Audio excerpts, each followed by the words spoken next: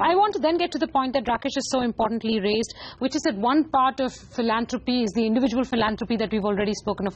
The other part, which is potentially only going to grow from here on exponentially maybe, is corporate social responsibility, prompted by the changes to the new Company Act, and the provisions requiring companies to spend a certain minimum amount towards CSR. Rakesh, you made the very important point that, in the past few years, when we've seen corporates get involved, they bring a sense of organization to philanthropy, they bring a sense of structure to philanthropy, therefore outcomes are also easier sometimes to measure, and therefore trust levels get enhanced. Do you think CSR, if companies deal with it correctly from here onwards, can be a big game changer in the area of philanthropy? Ma'am, before I answer this question, I want to say one thing. When you say about measurement, ma'am, see, there is a joy. Why do I give? Because there is a joy and it's my responsibility. The giver of this wealth is God, and He has cast upon me a responsibility that I must use some part of this wealth for good social purpose. Now I give. Suppose it does not produce good results. That does not take away my joy.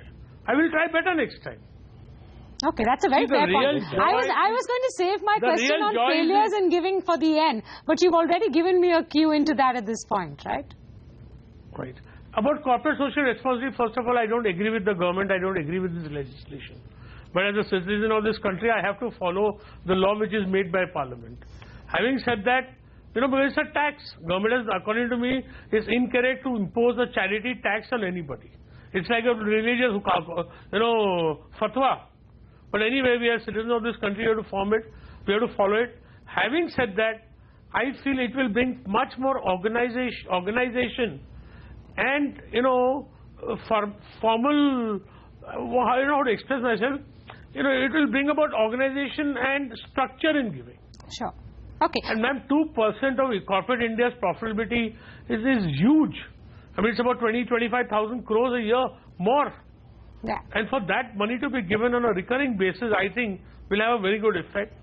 And also I think it will raise awareness among people, among corporates, maybe even people lower down the rung, that giving is important. And that's the question I hope that corporates involve their employees in giving.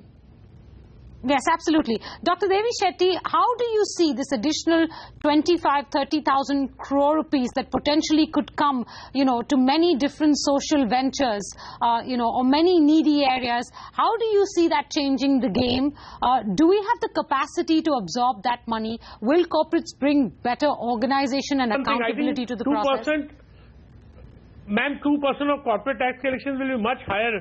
I mean, it would be nearly about say about 50,000 crores a year. Yeah, but that's on the assumption that all corporates will jump into this immediately right now. Since it's a comply they have to do it in law, ma'am. It's a comply or explain thing. So okay, let's not quibble about the figures. 25,000 crores, 50,000 crores as Rakesh puts it. Do we have the ability to absorb this? What will corporates bring to the game, Dr. Shetty? I think the first 2-3 years there will be chaos, because the majority of the NGOs who are into social welfare activities, they are too small, very unprofessional. If you give them more than 2-3 crore rupees, they won't know what to do with that. So there will be chaos. But we are a country of extremely smart people, but we will learn, and this will be a game changer. This will be a game changer because in the area of healthcare, in the area of education, you can't really have return on investment the way you can get in a business investment. We need philanthropic funding for establishing all these the modern healthcare or various educational avenues for children from poor families. For example, I'll give an example for, say, cancer treatment. Poor people are as vulnerable for cancer as rich people. And if a child or an adult has a cancer and requires radiotherapy, establishing radiotherapy infrastructure in any hospital will cost them minimum 12 to 15 crore rupees. If you spend that kind of money on radiotherapy equipment, there is no way majority of the poor people can afford it. But beauty of radiotherapy is if the money comes as a CSR money, then you can virtually do radiotherapy free of cost because there is hardly any recurrent investment. So this is the way the CSR money can make a big difference.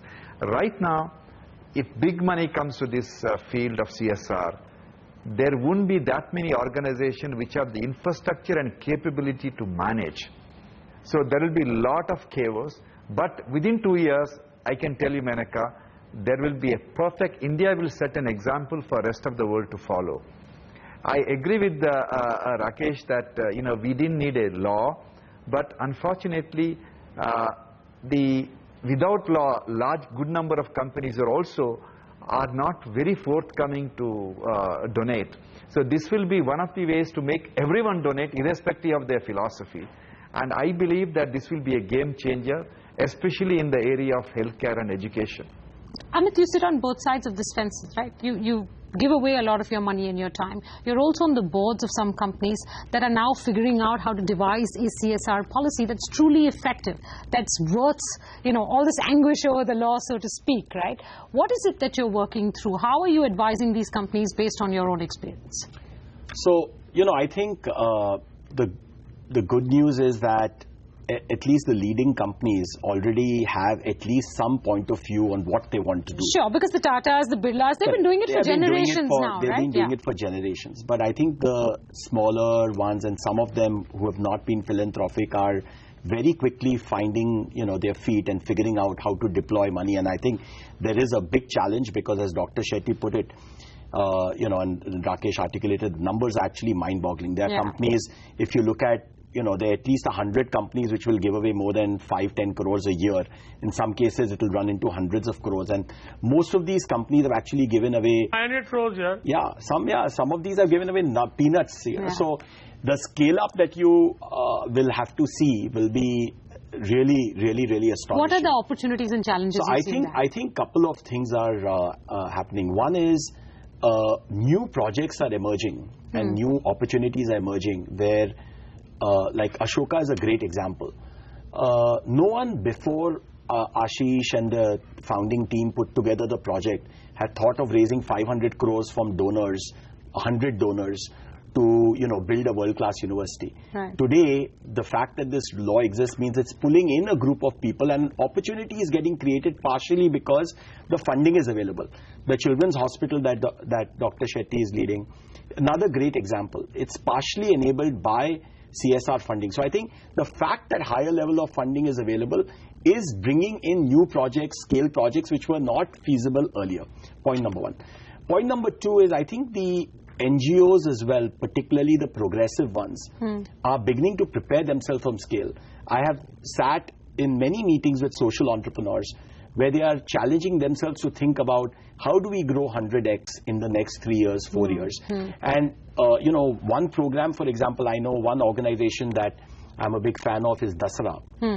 And, Dasra has been preparing for this for years. They've been running training programs in partnership with Harvard Business School where they are working with, 30, 40 entrepreneurs at a point of time to help them understand these kind of issues, which are really issues we only know of in the corporate world. Sure. So I think we are beginning to see that happen. This year, Dasra sent 7 social entrepreneurs to Harvard Business School for training to work with the world's, best social entrepreneurs in helping think through these kind of issues. So I think the other side is also getting prepared for this, onslaught of capital, and of course the expectation that they'll have to deliver great results against it. How are companies approaching this in terms of, do they want to do the actual venture themselves? So are they saying, okay, if we are going to sort of put money towards, let's say, education, primary education in the country, we want to build the schools, we want to run them, we want to equip them, we want to monitor their success, and I think, Shiv Nadar's foundation is doing that. Or are they saying, no, let's, look, we know of this great, organization that's already doing some of this work. Let's put money and time and resource into scaling up this organization itself. What are they preferring to do? I think both things are happening.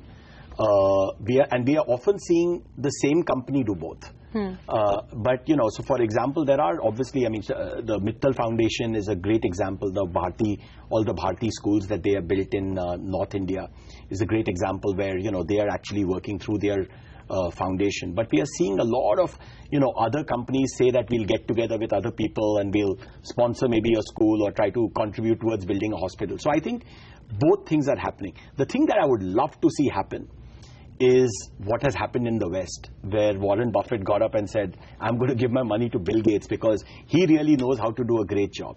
I think maybe the next phase of this is some companies will say, you know what, they might be my competitors, but I think they've done a great job at building a school or running a hospital or feeding children midday meals, and I'm actually going to give to their foundation. So I think that's probably the next step of it, but I think right now we are seeing a mix of both.